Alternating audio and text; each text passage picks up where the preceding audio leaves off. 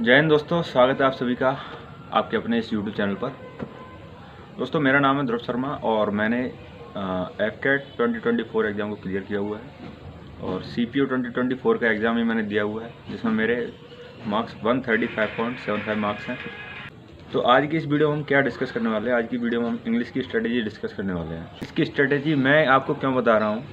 English की strategy मैं आपको इसलिए बताऊँगा क्योंकि मेरे खुद के मार्क्स CGL 2022 में 45 मार्क्स आए थे और CPO 2024 में 43.75 मार्क्स हैं।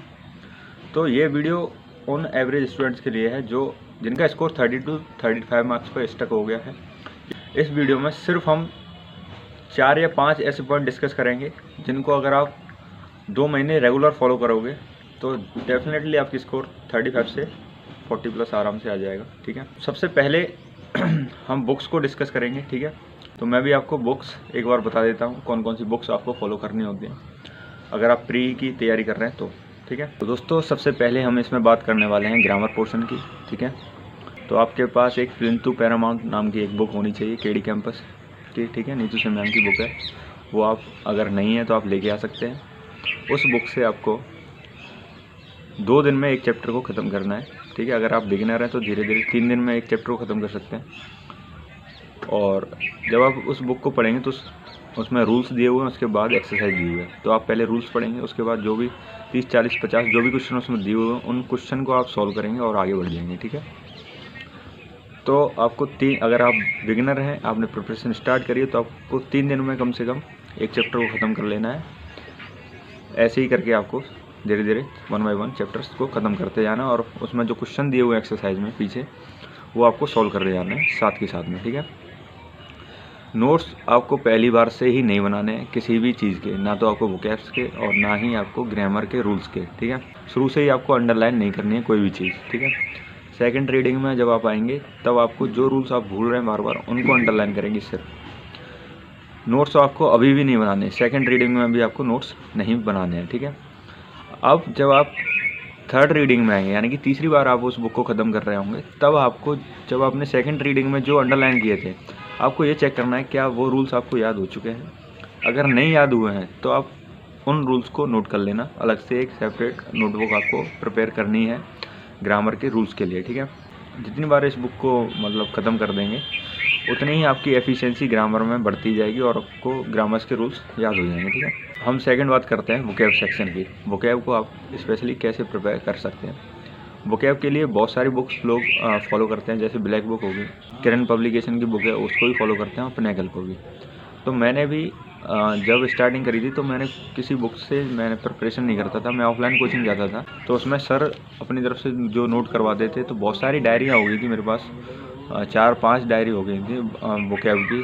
तो मैं लिखता बहुत था, ये गलती आप मत करना। ठीक है, जैसे मेरे पास तो ब्लैक बुक है, तो ब्लैक बुक से आपको मोस्ट इम्पोर्टेंट वाली जो वोकैब है पहले आपको वो प्रिपेयर करनी है। ठीक है, जैसे आप ईडियम फ्रेजेस कर रहे हैं इसके पीछे ही आपको कम से कम 20 या 10 या 15 प्रैक्टिस सेट दिए हुए हैं। ठीक है, इन प्रैक्टिस सेट से आप प्रैक्टिस करेंगे इसको। ठीक, पहली रीडिंग में आपको कुछ अंडरलाइन नहीं करना है, कुछ आपको हाईलाइट नहीं करना है। ठीक है, जब आप दूसरी रीडिंग पे आएंगे तब आपको हाईलाइट या अंडरलाइन वाला प्रोसेस जो है स्टार्ट कर देना है। ठीक है, जो वोकैब आपको याद नहीं हो रही है उसको आप एक रफ पेज पर नोट डाउन करेंगे सुबह और शाम को फिर उसको रिवाइज करेंगे। ठीक है, पहली रीडिंग की बात कर रहा हूँ मैं।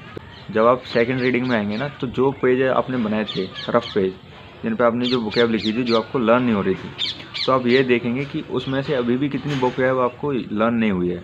जो लर्न ना हुई हो उसको आप सेपरेट नोटबुक में अलग से नोट डाउन करेंगे। ठीक है, सारी वोकैब आपको स्टार्टिंग से लिखते हुए नहीं जानी दोस्तों, ये सबसे गलत स्ट्रेटजी होती है। नहीं तो आपके पास एक दूसरी बुक तैयार हो जाएगी। तो सिर्फ मोस्ट इम्पोर्टेंट जो आप बार बार भूल रहे हैं सिर्फ वो ही आपको सेपरेट नोटबुक में नोट डाउन करनी है। ठीक है, ये आपको करना तो पड़ेगा। आपको वोकैब कम से कम 10,000 के समथिंग वोकैब तो आपको कम से कम याद करनी ही पड़ेगी, जो प्रीवियस ईयर्स में पूछी गई है लास्ट 4 ईयर्स में, वो भी आपको अच्छे से याद होनी चाहिए। ठीक है, वोकैब और ग्रामर पोर्शन को आपको कैसे तैयार करना है वो मैंने आपको बता दिया है। ठीक है, कॉम्प्रिहेंशन की प्रैक्टिस के लिए मेरे पास पिनेकल की बुक है प्रीवियस ईयर। ठीक है, मैं उसमें से डेली टारगेट करता हूँ।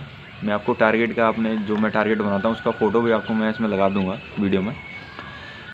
अगर आपके पास किरण है या पिनेकल है उसमें कॉम्प्रिहेंशन पोर्शन में आप जाएंगे तो आप क्लोज टेस्ट से स्टार्टिंग करें।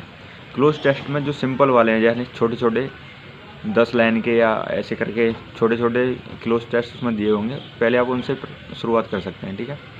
ऐसे ही आप रीडिंग कॉम्प्रिहेंशन में जो छोटे छोटे पैसेज होंगे, ठीक है, ज़्यादा बड़ा पैसेज ना हो, उससे आप स्टार्टिंग कर सकते हैं, ठीक। जब कोई एग्ज़ाम मेरा पास में नहीं होता है तो मेरा डेली का टारगेट होता है कि मैं 4 तो एटलीस्ट 4 क्लोज टेस्ट और ऐसे 4 रीडिंग कॉम्प्रिहेंशन सॉल्व करूँ, ठीक है। तो डेली टारगेट तो आपको बनाने पड़ेंगे, ठीक है। डेली टारगेट आप नहीं बनाएंगे तो आप कितनी भी स्ट्रेटेजी वीडियो देख लेंगे, लेकिन आपका उससे कोई भला नहीं होने वाला, ठीक है।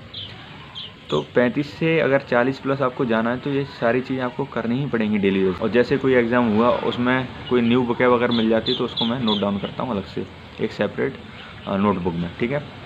तो ये चीज़ें आपको भी स्टार्ट करनी है। जैसे आप जो वोकैब आपको लर्न नहीं हो रही है उसको सेपरेट नोटबुक में नोट डाउन करके आपको बार बार रिवाइज करना है उसको। इसमें आप अलग क्या कर सकते हैं, जैसे मैं अपना पर्सनल जो मेरा ओपिनियन है वो ये है कि ग्रामर इतनी इम्पोर्टेंट नहीं है। अगर आप चाहे सीपीओ प्री का एग्ज़ाम दे रहे हो या सीजीएल प्री का एग्ज़ाम दे रहे हो, जो बच्चे हैं वो ग्रामर के पीछे भागते रहते हैं और जो एक बड़ा पोर्शन है जैसे कॉम्प्रिहेंशन हो गया और वोकैब हो गई, उस पर कोई ध्यान ही नहीं देता, ठीक। ग्रामर पूरी अंडरस्टैंडिंग बेसिस होती है। अगर आपका अंडरस्टैंडिंग अच्छी है तो आप ग्रामर को आसानी से कर सकते हैं, क्योंकि एसएससी में उतनी टफ ग्रामर प्री के एग्ज़ाम में नहीं पूछी जाती है, ठीक। 120 ग्रामर रूल्स की पीडीएफ को डेली बेसिस पर आप जैसे आप डिवाइड कर लो, 10-10 रूल आप उसमें से डेली स्टार्ट कर दो। अगर आप 60 रूल्स भी आप उसमें से अच्छे से याद कर लेते हो तो उन्हीं रूल्स में से आपको क्वेश्चंस एग्ज़ाम में मिल जाएंगे, ठीक है। जो मोस्ट इम्पोर्टेंट जो चीज़ बचती है हमारे लिए वो है प्रैक्टिस, ठीक है। तो मैं डेली बहुत सारे सेक्शनल टेस्ट मैंने दिए हैं, तब मेरी स्कोर जो है इम्प्रूव हुआ है, ठीक है। डेली बेसिस पर मैंने 4-4 सेक्शनल टेस्ट भी दिए हैं, सीजीएल के, सीएचएसएल के, सीपीओ के, जो भी एसएससी के एग्ज़ाम हैं जिनमें इंग्लिश पूछी जाती है उनके सब के मैंने, अगर मेरे सीजीएल के ख़त्म हो गए तो मैं सीएचएसएल के लगाए, सीएचएसएल के ख़त्म हो गए तो एमटीएस के लगाए, ठीक है। आप ये नहीं कह सकते कि आप ये एमटीएस का क्वेश्चन है ये मेरे एग्जाम में नहीं आ सकता। आपको प्रैक्टिस करनी है, आपको जहाँ से क्वेश्चन पीवाईक्यू क्वेश्चन मिलते हैं आपको वहाँ से प्रैक्टिस कर लेने हैं, ठीक। आपका स्कोर 30 से 35 पर स्टक हो गया है तो आपको कम से कम 4 सेक्शनल टेस्ट को डेली अटेम्प्ट करना है। तो टेक्स्ट बुक पर आपको बहुत सारे टेस्ट मिल जाते हैं, उसी में सेक्शनल टेस्ट का सेक्शन भी होता है। वहाँ जाके आप किसी भी एग्ज़ाम के, चाहे वो मैथ हो, रीजनिंग हो, इंग्लिश हो, किसी भी सेक्शन को प्रैक्टिस कर सकते हैं, ठीक है। तो मैंने बहुत सारे सेक्शनल टेस्ट प्रैक्टिस किए हैं इंग्लिश के, तब जाके मेरा स्कोर इम्प्रूव हुआ है, ठीक है। जब मैंने ये सेक्शनल टेस्ट प्रैक्टिस करना स्टार्ट किए थे तब मेरा स्कोर 35 था। इसीलिए मैं आपको बता रहा हूँ कि आपका स्कोर अगर 35 है तो आप आसानी से 40 प्लस जा सकते हैं, ठीक है। ये भी एक मोस्ट इम्पोर्टेंट चीज़ है जो मैं डेली बेसिस पे करता आ रहा हूँ अभी तक।